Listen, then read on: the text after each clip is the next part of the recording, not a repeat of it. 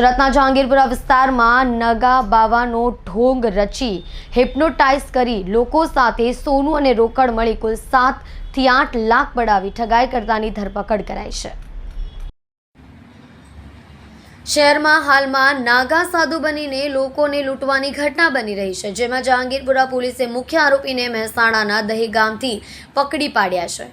Jahangirpura police પાસેથી મળતી માહિતી મુજબ જહાંગીરપુરામાં છેલ્લા ઘણા સમયથી નાગા બાવા બનીને આવતા ઠગ લોકો પાસેથી સોનું રોકડા લઈને નાસી જતા હોવાના કિસ્સા સામે આવ્યા છે, જેની તપાસ કરતા જહાંગીરપુરા પોલીસે દહેગામના વનરાજ મદારીની ધરપકડ કરી છે।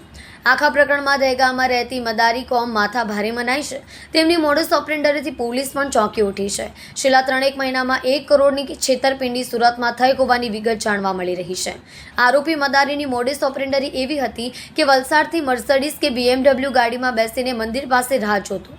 મંદિર પાસે કોઈ મહિલા કે વૃદ્ધ સોનું પહેરીને ઊભા હોય તેમને મંદિરના સરનામા પૂછતો। ત્યારબાદ મદારી જે તે વ્યક્તિ સાથે વાત કરી તેમને હિપ્નોટાઇઝ કરી લેતો, તેમની પાસેથી દાગીના ઉતરાવી લેતો અને ખિસ્સામાંથી રોકડા પણ કઢાવી લેતો।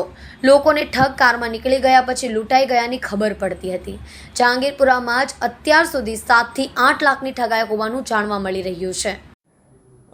ચાલુ વર્ષના જાન્યુઆરી મહિનામાં જહાંગીરપુરા પોલીસ સ્ટેશનમાં એક બનાવ બનેલો, જેમાં સિનિયર સિટીઝન છે સવારે મંદિરે જતા હતા એ દરમિયાન ગાડીમાં 2 ઈસમો આવેલા, એમાંથી એક બાવા બનીને બેસેલો હતો અને એ લોકોએ મંદિરે જવાનો રસ્તો પૂછેલો।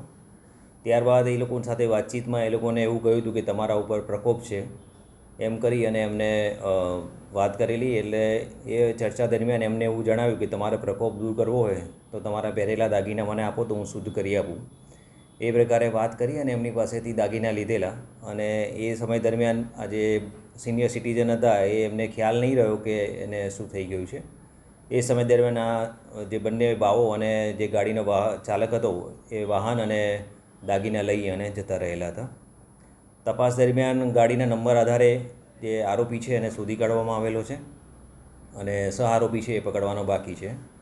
એ પકડાયેલ આરોપી છે એના વિરુદ્ધમાં અગાઉ ગુના નોંધાયેલા છે એવું રેકોર્ડ પરથી જણાઈ આવેલું છે।